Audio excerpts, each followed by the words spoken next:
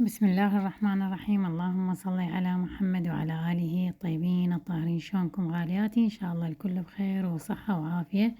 بنات اليوم حبيت أسوي مطبق الدجاج بطريقة صحية ونسبة دهون كلش قليلة، وهسه راح تشوفون شلون كل الخطوات اتبعتها بطريقة كلش حلوة، بحيث يكون خفيف على المعدة وصحي وتاكلينه باطمئنان مثل ما نقول. وهسه راح اتبع وياكم الخطوات وتشوفونه، بس حبيت ابدي وياكم هاي البداية.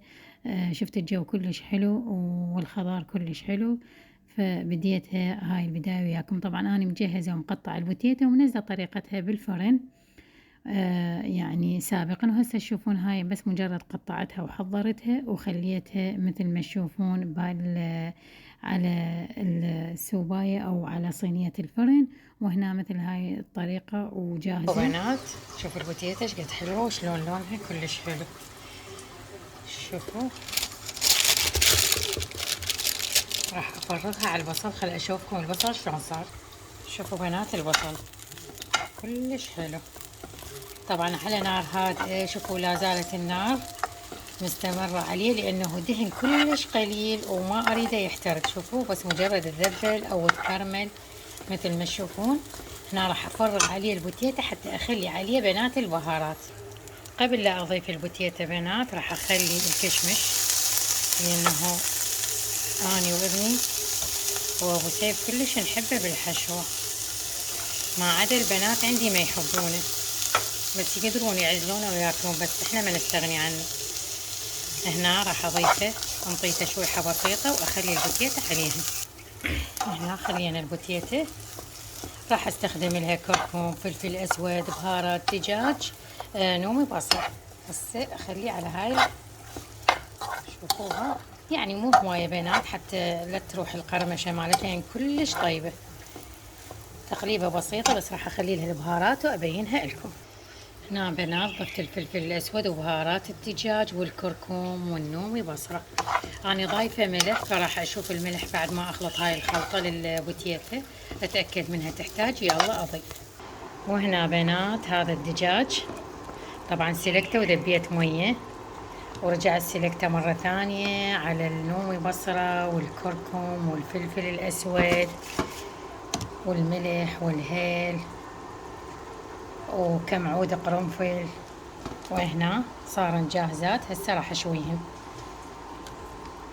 اكيد راح نخلي الصلصة هم مالتنا عليهن. هسه بنات هنا والحمد الله كملن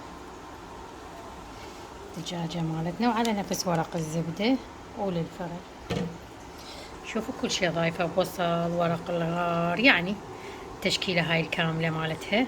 وهنا بنات خليت دبس الرمان ومعجون، ومن مي الدجاج نفسه راح اخليه للدجاج كلش طيب. كملناه البنات وعلى الفرن مباشرة. وبنات شوفوا البوتيتا ايش قد حلوة وشلون لونها كلش حلو. شوفوا راح افرغها على البصل، خل اشوفكم البصل شلون صار. شوفوا بنات البصل كلش حلو. طبعا على نار هادئة. شوفوا لا زالت النار مستمرة عليه لانه دهن كلش قليل وما اريده يحترق. شوفوا بس مجرد الذبل او الكرمل مثل ما تشوفون. هنا راح افرغ عليه البوتيتا حتى اخلي عليه بنات البهارات. قبل لا اضيف البوتيتا بنات راح اخلي الكشمش، لانه اني وابني وابو سيف كلش نحبه بالحشوة، ما عدا البنات عندي ما يحبونه، بس يقدرون يعزلونه وياكلون، بس احنا ما نستغني عنه. هنا راح اضيفه انطيه تشويحة بسيطة واخلي البوتيتا عليها. هنا خلينا البوتيتا راح استخدم لها كركم، فلفل اسود، بهارات دجاج، نومي، بصل. هسه اخليه على هاي. شوفوها يعني مو هواية بنات حتى لا تروح القرمشة مالتها، يعني كلش طيبة. تقليبة بسيطة بس راح اخلي لها البهارات وابينها لكم. هنا بنات ضفت الفلفل الاسود وبهارات الدجاج والكركم والنومي بصرة. انا ضايفة ملح، فراح اشوف الملح بعد ما اخلط هاي الخلطة للبوتيتا، اتأكد منها تحتاج يلا اضيف. وهنا بنات هذا الدجاج طبعا سلقته وذبيت مية، ورجعت سلقته مرة ثانية على النومي بصرة والكركم والفلفل الأسود والملح والهيل وكم عود قرنفل. وهنا صارن جاهزات، هسه راح اشويهن. اكيد راح نخلي الصلصة هم مالتنا عليهن. هسه بنات هنا والحمد لله كملن الدجاجة مالتنا، وعلى نفس ورق الزبدة وللفرن. شوفوا كل شي ضايفة، بصل، ورق الغار، يعني التشكيلة هاي الكاملة مالتها. وهنا بنات خليت دبس الرمان ومعجون، ومن مي الدجاج نفسه راح اخليه للدجاج كلش طيب. كملناه البنات وعلى الفرن مباشرة. وبنات شوفوا البوتيتا شقد حلوة وشلون لونها كلش حلو. شوفوا راح افرغها على البصل، خل اشوفكم البصل شلون صار. شوفوا بنات البصل كلش حلو. طبعا على نار هادئة. شوفوا لا زالت النار مستمرة عليه لأنه دهن كلش قليل وما أريده يحترق. شوفوا بس مجرد الذبل أو الكرمل مثل ما تشوفون. هنا راح أفرغ عليه البوتيتا حتى أخلي عليه بنات البهارات. قبل لا أضيف البوتيتا بنات راح أخلي الكشمش، لأنه أنا وابني وأبو سيف كلش نحبه بالحشوة، ما عدا البنات عندي ما يحبونه، بس يقدرون يعزلونه وياكلون، بس احنا ما نستغني عنه. هنا راح اضيفه انطيه تشويحه بسيطه واخلي البوتيتا عليها. هنا خلينا البوتيتا راح استخدم لها كركم، فلفل اسود، بهارات دجاج، نومي بصل. هسه اخليه على هاي. شوفوها يعني مو هوايه بنات حتى لا تروح القرمشه مالتها، يعني كلش طيبه. تقليبه بسيطه بس راح اخلي لها البهارات وابينها لكم.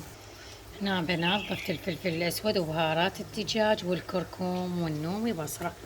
أنا ضايفة ملح، فراح أشوف الملح بعد ما أخلط هاي الخلطة للبوتيتا أتأكد منها تحتاج، يلا أضيف. وهنا بنات هذا الدجاج طبعا سلقته وذبيت مية، ورجعت سلقته مرة ثانية على النومي بصرة والكركم والفلفل الأسود والملح والهيل وكم عود قرنفل. وهنا صارن جاهزات، هسه راح اشويهن. اكيد راح نخلي الصلصة هم مالتنا عليهن. هسه بنات هنا والحمد لله كملن الدجاجة مالتنا، وعلى نفس ورق الزبدة وللفرن. شوفوا كل شي ضايفة، بصل، ورق الغار، يعني التشكيلة هاي الكاملة مالتها. وهنا بنات خليت دبس الرمان ومعجون، ومن مي الدجاج نفسه راح اخليه للدجاج كلش طيب. كملناه البنات وعلى الفرن مباشرة. من بنات اكيد سلق بعد ما يفور حبيبتي نضيف التمن عليه، وبعد ما تخلين التمن شي اكيد راح تحركيه حتى لا ياخذ قالب واحد وتراقبينه. هاي بالنسبة للي ما مجربين طريقة السلق، قلت اعيدها لكم فد مرة. طبعا المي ضايفت له الملح بنات شلون تعرفين وصل لدرجة انه استوى خلاص؟ الحباية من تمرديها بايدك ما تتكسر، تنمرد. هسه ابين لك هاي النقطة، من تقولي لها هيك شوفيها انقطعت، يعني مو تكسرت، صارت اشلاء، يعني بطنها مستوية. اكيد صار واضح. راح اصفيه حاليا، وبما انه بنات مطبق الدجاج يعني راح نخلي له شعرية اكيد اطيب. نخلي كمية الشعرية اللي نريدها ونضيف عليها زيت الزيتون، بما انه احنا قلنا كل الطبخة هي طبخة بطريقة صحية. العفو بنات. وراح تظلين تقلبين عليه، تقلبيها اكيد بنات على نار هادئة. هنا بنات بعد ما اخذت هذا اللون الحلو راح اضيف لها مي الدجاج نفسه. بنات ضفنا لها مي الدجاج. هنا بنات استخدمت بهارات دجاج، كركم، فلفل اسود، نومي بصرة مطحونة طبعا، هنا مكعب الماجي، وهذا الهيل والدارسين. أكيد راح أضيفها على خليط الشعرية وسوق الدجاج. هنا بنات بعدها تحسين بيها مناشفة، راح أفرغ عليها التمن حتى تمتص السوائل التمن وياخذ النكهة. شوفوا بنات التمن يعني ما قدرت ما أذوقه، بس مجرد ما كبست هاي المكونات ما أقدر أقول لكم عن النكهة اللي صارت بيه. أتمنى تجربونه وتشوفون. كبسنا التمن، طبقناه، بزلناه كله وبطريقة واحدة، ومثل ما تشوفون وصحي. شوفوا جمال الحبات منثورة والشعرية أيضا. فهنا إن شاء الله ماكو حرمان من أي أكلة ترديها إن شاء الله، وعلى بساطتنا وبطبيعة أكلنا بدون تعقيد.